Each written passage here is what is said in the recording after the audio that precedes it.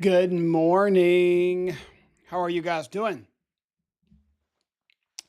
Who is here?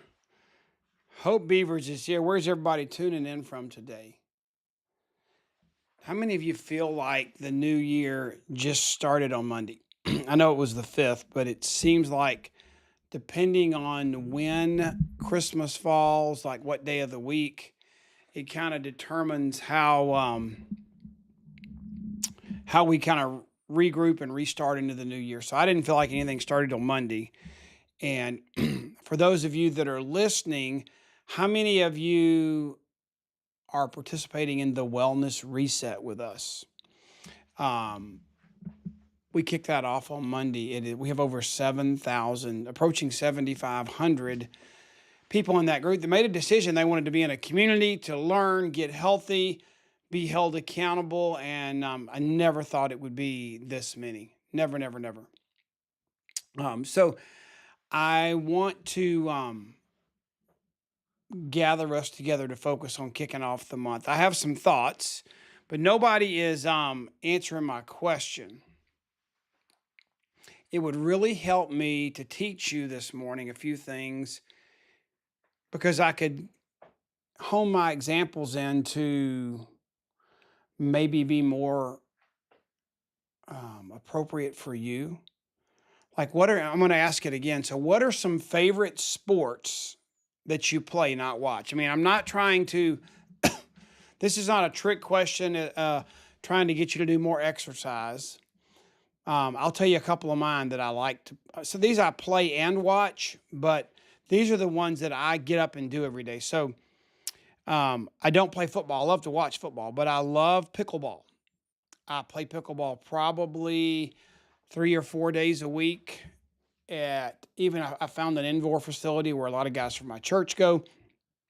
And so I go there and play pickleball, and it's something that I like to watch occasionally on YouTube. I've never actually been to a live pickleball tournament to watch. I have watched some of the really good people on YouTube, but I love to play pickleball. Another one that I like to play is golf. I do like to watch golf too. I've been to the U.S. Open and I've been to the Masters and several golf tournaments, but I do like to play golf. And Lori likes to play too. We can play together. I can play with my buddies. I can travel. You can play when you're young. You can play when you're old. I like to play golf. So, somebody else. I know we have probably I don't know 10 or 15. It looks like people on here. Yes, Debbie, Amy. We're glad you're here. So Debbie or Amy, what is a favorite sport you like to play? And aerobics counts. It's not necessarily you're not keeping competition, but it's something you like to do. It's athletic. Maybe you like to walk. I don't know. What's a sport you like to play? I'm not going to dwell here for very long because I do want to get into an illustration. Because instead of just us talking about starting well, I thought what we might do is really talk about why it's important and how some of the ways you can do it and what I think is important for me to do this January and what might be important for you to do this January. So let's use golf first since nobody's given me an example. Everybody's familiar with golf, and some of you may be only familiar in terms of playing it. Maybe you've played putt-putt. Anybody consider themselves a really good putt-putt player? That doesn't really mean you're a good putter with all those obstacles and holes in the carpet and stuff. You could be, Amy says her sport is gardening. I've seen some of your posts. You have some amazing gardening, Amy. I don't know that that counts as a sport, but it certainly counts as an amazing activity to be healthy and feed your family with good food. So you're playing golf, and there are a lot of people that tell me they're great putters. And it's true that if you play 36 holes, play 18 holes of golf, they're counting in your score towards par. They're counting that you putt 36 times. So if par is 72, they're saying that half of all your strokes should be putting. You get on the green in two, and then you get two putts to make it in the hole. So if you shoot 72, which is par, the golf world, when they design the scorecards and what par is on every course, they're saying that half of your strokes, half of your shots are putting. So you know what I see? I see a lot of people, and maybe I do the opposite, but I see a lot of people spending tons of time on putting. it is great to putt. I mean, if you putt well, usually you can score well. Usually is the operative term, but putters now can cost $500 and $600. They're custom putters. They're angle putters, long putters, short putters, big handle putters, toe balance putters, heel balance putters, face balance putters. There are putters with one line on them, putters with neon stripes on them for alignment. I mean, everything in the world to get you to putt better. But you know what? You might be a great putter. And what is putting? You're getting the ball in the hole. You're finishing. You're finishing the hole, right? Think about this now. You might be a great putter, but if you start in the woods, you're playing defense all day. You might be a great putter, but if you start in the woods, you're playing defense all day. Good morning, Melinda. Melinda says equestrian events. Yes. Maybe I get to ride. I think I might get to ride a horse or something, or do something fun with Melinda in New Mexico. Excited about that in March. Here's another one. Think about it. Think of how important it is. Maybe you're not the biggest, strongest. You're going to hit the ball the absolute furthest. But you've got to get off the tee in order for your ability to finish strong to even matter. You've got to start the month. So you've got to have some catalyst, some inertia, something to get the ball off the tee. If you can't hit it into the air, rolling down the fairway to give yourself a chance to close. You can't save a hole with a great putt if your tee shot's behind 3 trees. I mean, it just doesn't work that way. So what's the moral there? Is like, well, we're talking about starting this month well, starting this year well. A good finish either can't or has a really difficult time overcoming a bad start. Now, a strong start doesn't guarantee a win, but at least it gives you a chance, okay? So what we're talking about here is getting out of the gates, getting started. You know, how you start January, it's not going to mean you have the best month ever. Just like your tee shot doesn't mean you're going to have the best hole. You're going to win the hole. But you know what? It determines your confidence. It determines many options you have. If you don't get started well, sometimes you're digging out of a hole. You don't have options. And when you start well, you have some margin for error. Okay? It does not have to be perfect. You know, I remember when I took a golf lesson and somebody shared with me that don't try and be perfect and hit your golf shot in that shadow right in front of the sand trap, you know, in this exact spot. Pretend like you've got a fairway, like a football field, and you've got a goal post on each side, and give yourself some margin that you've gotten off to a good start. If you land anywhere in that zone, don't aim for a little spot down the fairway or like the perfect shot just on the edge so you've got the right angle to go back in. No, give yourself some margin and think about boundaries. So let's get started right, but we don't have to get started perfect, okay?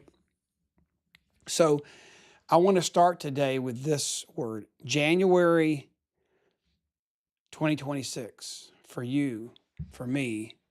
It doesn't need perfection. You know what it needs? It needs direction. It needs a plan. It needs a strategy. It needs something to happen, okay? So let's don't hit a bad tee shot or not hit a tee shot and wait till we're trying to play catch up and they're behind. Let's don't scramble. Let's be strategic, okay? So what does it look like for Curt? What does it look like for me to look at a month? And I'm going to be really honest with you. I'm not a paper person anymore. I'm actually this year trying to be a little bit more paper savvy. I'm really not a paper person, but one of the things I want to do this year is to look at the time ahead of me, like this month, this quarter, this year. And one of the things that I want to do is I want to look at that with the roles that I play in mind. Because what I want to be more people sensitive instead of pill product profit sensitive this year. Because I think if I focus on the people and the relationships, which we totally lost during COVID. It's coming back, but AI is making it difficult. You do know that no matter what business you're in, that right now you're fighting a technology centric, technology growth oriented world. You're fighting it putting value on transactions. And I think if you're on this call and you're with me, I think you want to put your value on relationships. And so it's a struggle right out of the gate right now for us to have a plan that doesn't, we don't get praised and applauded by focusing on relationships. Everything wants it to be transactional, whether it's Shopify, Amazon, metrics on your phone, it's screen time. Everything's got a data and a number attached to it. But I want to be relational. So when I think about planning blocks of time this week, this month, this quarter, this year, in 2026, I want to kind of get organized in my thoughts based on the roles I play. So you're going to be surprised if you make a list, and I would encourage you to do this later. You could start jotting it down right now. But think about all the different roles you play, and you'll forget some if you don't really sit down and do this. So I think number one, and this is true of all of us, whether we acknowledge it or not, we're all a child of God. We're a daughter, a son of God, and He's the creator, He's in charge, and we're not. It's so funny. There are some wonderful people out there that are atheists. And the craziest thing is, I heard a great quote one time. It says, you can be an atheist and you can say you don't believe in God, but that still doesn't mean He doesn't exist. Even though that's what you want to believe, He's there. So you've decided you believe something, and so what if I'm only 10% right that there's an amazing God that controls my eternal destiny? Is it not worth 10% of you to take a chance and check Him out? So anyway, whole nother story. But I'm a child of God. That's role number one. Role number two is I'm a husband to Lori. I'm a father to Trey, Hope, and Zach. I'm a grandfather to, let me get all seven here, Powell, Clayton, Bo, Elizabeth Ann, Mary Grace, Anna Claire, and Charlie. And that's seven. And don't ask me to tell you all their birthdays. I could pull it off, but I'm not going to try right now. So I play all those roles. I'm a national marketing director, leader, founder with the Juice Plus company. I've been ordained as an elder in my church. I lead a small group. We're in a new church right now. I have breakfast and time with my pastor. We have a relationship there. I have other people that I'm in accountability relationships with. I'm on a pickleball group. You say that's not a role. Yeah, it is, because if I don't show up, they have the wrong number and they can't get the doubles and the numbers to work out. I play golf with my friends. That's a whole nother thing. Lori and I play in couples golf. We got to be there because someone else on our team, the ones we're partnering with, are depending on us. So there's all kinds of roles we play. I mean, different friendships and relationships that I have, there's many roles. But even within being a leader and a founder and a national marketing director with the Juice Plus company, I'm just a distributor and a partner to hundreds of people that are customers. I need to serve them. I am a leader, a mentor, a shining light on the path for the new person that signed up. And I need to be there to make sure their foot hits the next step, So all those things, you think about all those roles, and that thinking of the roles you play helps you identify the people that you interact with. So one of the roles that I play that I want to play regularly is because I like to have fresh and newness, is I'm a sponsor. So I bring somebody new into our business and I sponsor them, and I got to play that role. So I'm going to get sidetracked here. So if you're going to start well, you need to know what roles you play, in my mind, and that's going to help you determine what people you're going to interact with this week, this month, this quarter, this year. So if you want to if you want to start January well, right now, I would plug anybody that you know. I would invite them. It's free into the wellness reset group. I would, hey Audrey, how are you? I would put them into the wellness reset group, and that is you can find that if you want to message me, or if you go, Hope Mike could put the link to the wellness reset group in our chat here. I think she's on. She probably could do that. Um, and I would do that first of all. You can invite anybody you want to. You'll bless their socks off because it's free and it's 30 healthcare professionals and health educators, and then another 30 that are sharing recipes and health tips that are free. I mean, it's going to be amazing. It already is amazing after 2 days. I would do that. Right now, I think that would be a good thing for you to share with whoever you come in contact with, because it'll just, so it's just a way for you to give something away and bless somebody. No cost to you, no cost to them. And then the next thing I would do is I would look at my low hanging fruit. Okay. Yeah. Hope just put the board in. If you go to that board, it tells you about the group, and then there's a link in there to join. Okay.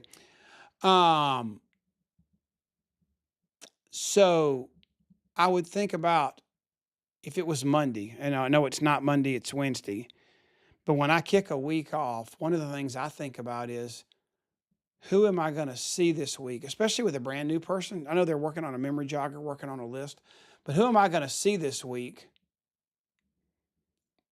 if nothing changed? Like, think about, let's use Hope's routine. She's a mama. So she's dropping Mary Grace off at school 3 days this week. She went in for her 2-year appointment, and she was like the hero. She's big, huge. She's healthy. She's doing great. But Hope interacted with people at the doctor's office, one of them's retiring, moving to North Carolina. So all these things are happening. She's got other parents she sees at school. She sees the teachers. We're going to church tonight for a movie premiere. There are people we're going to see there. I've played pickleball twice already. Lori's played. She has games. Like a game group she plays with in our neighborhood at our club. She sees 10 or 12 women doing that. I mean, so you can see your week unfolds. And if you didn't change anything, there's this low hanging fruit that you're going to run into without having to go find people. So how do you take your conversation, your passion, your conviction to them? Well, go offer the free wellness reset. Who all could you offer that to that you're going to already run into this week? And I know what you're going to tell me. You're going to say, Curt, I've already posted it on Facebook. Yeah, I know you've blasted it like you're herding cattle, but we have 7,000 something people in the wellness reset, but there are over 5,000 that have been invited that haven't responded. They don't see these invitations. Why not take that link that Hope just gave you and text it to 20 people that you wanted to invite and say, hey, I sent you, you can send them the invite on Facebook. Hey, I sent you an invite on Facebook. If you're like me, I don't know if you're going to see the alert, the notification, but I just wanted to bless your socks off. We're doing something this year. It's free, super organized with, 60 health education videos, health tips, recipes. And I just wanted you to know about it because I thought you would be blessed, and no cost, no effort, no obligation. We just wanted you to be a part of it. And I wanted to be a part of you having a healthy 2026, something like that, send them the link. So do that with a low hanging fruit. Then I would go back and I would ask myself, here's a question that I think you should ask. And it's a way to go back because we all get busy. I would take the last 2 weeks, for example, a couple things I would do. I would look at your calendar and who have you met with, bumped into, who have you seen? Maybe you've got you go back and you look at, I went to BSF, Bible Study Fellowship, on Tuesday. That might trigger in your mind, who did you bump into? Who did you say hello to that you've already connected with this new year that you could say, I should have invited them to the wellness reset and I forgot. Let me text them. Or one of the things that really makes it easy is go into your text messaging app on your phone, grab your phone and go into your text messaging app and scroll backwards and see who that you've already got a text conversation going on with did you not invite to the wellness reset that you should have. And I keep using this because this is something that's imminent. It's free. I've poured tons of hours and energy into this. Hope has, Christy has, Ethany has, and we've done this for you. It's going to be, it already is, but it's going to be absolutely amazing. So it's just a tool that's of the moment that you can use right now. So I would go back through that list. I'd open up my text messaging app on my phone, just like that. Open it up and see all those people that I've had conversations with in the last couple of weeks. You know what? If you do it one time, if you type out, hey, I wanted to share something with you, blah, blah, blah, blah, you put the link in there that Hope just put, and then you send it to one person. Well, you can cut, paste, you can send that, you just paste, paste, paste. You can send it to 20 people. Maybe just type their name in first, make it personal. Maybe if you know them very well, how's your wife? Tell her, give her a hug too. Tell her I said, hey, would love to, for both of y'all to do this. Boom, you send the text. Okay. So I would love to see you do that. So you want to dig into your past a little bit, because if you're like me, a lot happens that you don't follow up with and carry forward just because you get busy. And one of the first things I learned in this business was the fortune's in the follow-up. The fortune is in the follow-up. So how do you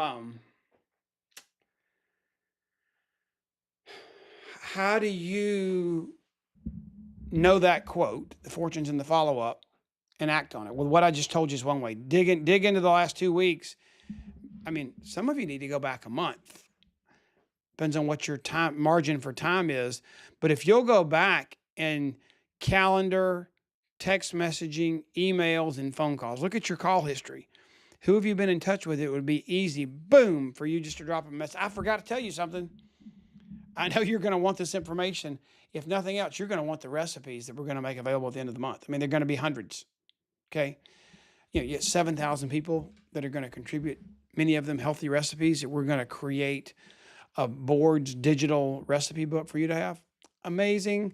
So all that's going to be there.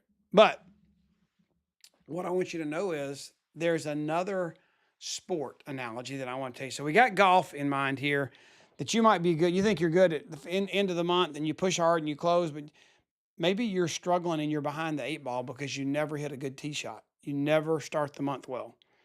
So I've just told you some things that you can do. I like finding people based on the roles I play. I like low-hanging fruit that I'm already going to bump into, and I like going back 2 weeks or a month in my calendar in all my inboxes, social media, text, emails, phone calls, and just reconnecting, because I was already connected with them. I just continue the conversation. But let me tell you about pickleball. You say, well, pickleball doesn't have tee shots and putts. Well, it doesn't have those. It's not exactly the same. But here's where I have failed a little bit, or where, pickleball is something I'm better at. I played college tennis, so I kind of picked it up easier. I learned how to play golf wrong, so I'm having to correct all the bad ways that I learned how to play golf. But I learned how to play pickleball because I already kind of knew how to hit a tennis ball. And when I played tennis, and my shoulder suffers today because of that, I was one of those power serve, rush the net, try and ace them or hit a serve that they barely can hit back, get to the net and smash it. Because I was not the best at like long back rallies. My forehand was good, but my backhand would, if I got in long rallies, my backhand would hurt me, So I started playing pickleball, and I'm watching all these videos, and the serve in pickleball is important, but I make it too important. Because when I'm really on my game and playing well, and this doesn't happen very often in pickleball, you see people hit it deep and they make sure that the person returning the ball is on defense, not offense. But very few people hit winners on their serve. And I'm pretty good at serving, and I can spin it or whatever, and I can hit it really diagonal cross court and make people run so wide they can't get it back or whatever. But you know what? When you try to make your start so explosive that it does everything for you. I want to hit the serve and never have to play out the point. I want to hit a winner on the serve and never play out the point. So I'm one and done. I'm finished, baby. It's like you want to hit your in golf, most people don't think about this, but you want to hit your tee shot in the hole. You want a hole in one every time. So it's greedy, or maybe it's just a false sense of reality, because when I play pickleball with that mentality, it never totally leaves me. But when that dominates my pattern, the partner I'm playing doubles with suffers a lot, because when I go for the winner every time, guess what? I miss a lot too. I hit it in the net, I hit it out, and we never have a chance to rally back and forth and win the point. I forgot what somebody said.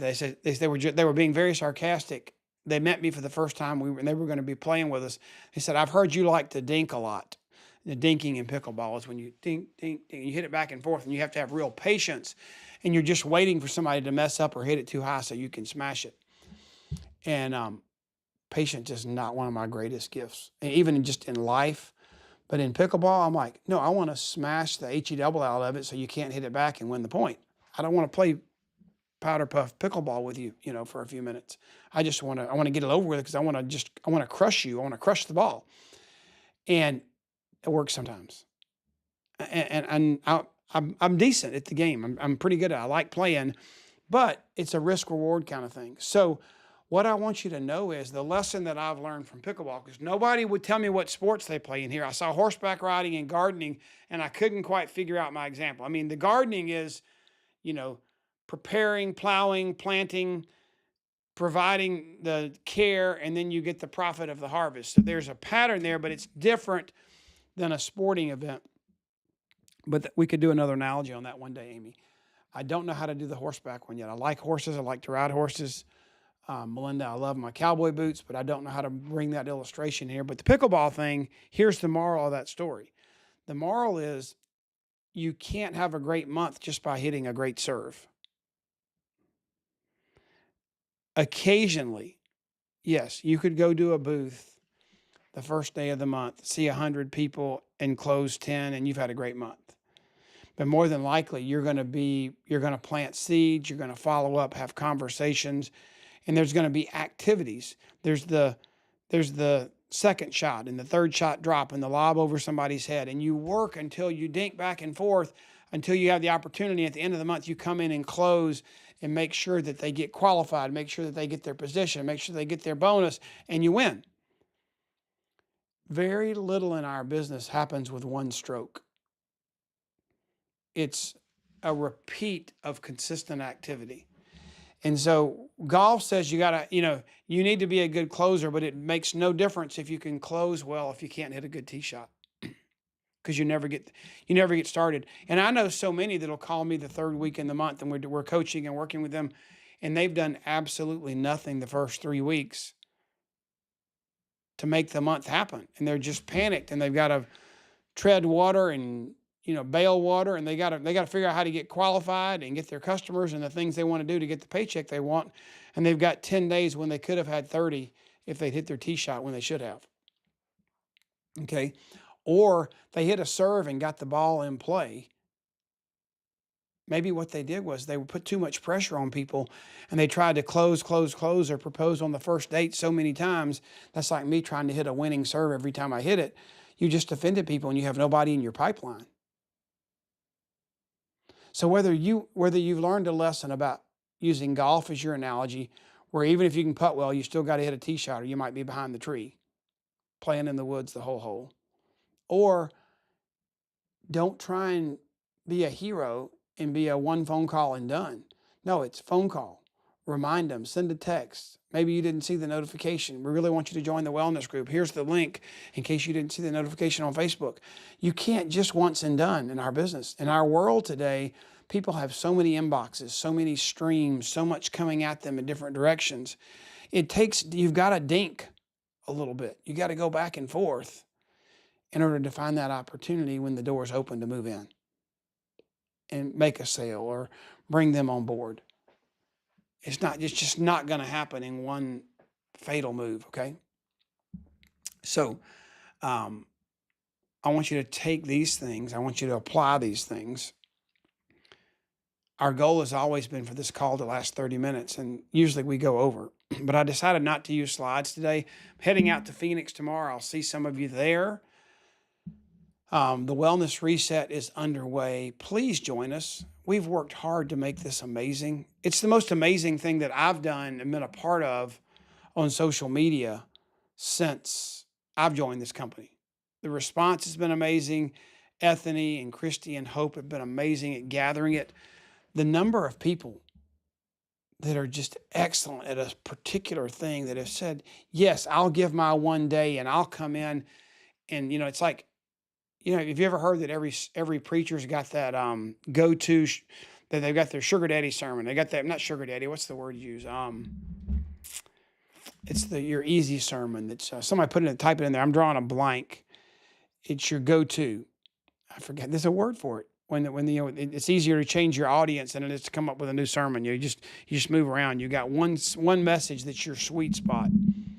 I am so drawing a blank on what that's called. There's a description of what's like your message, your main squeeze, your main message.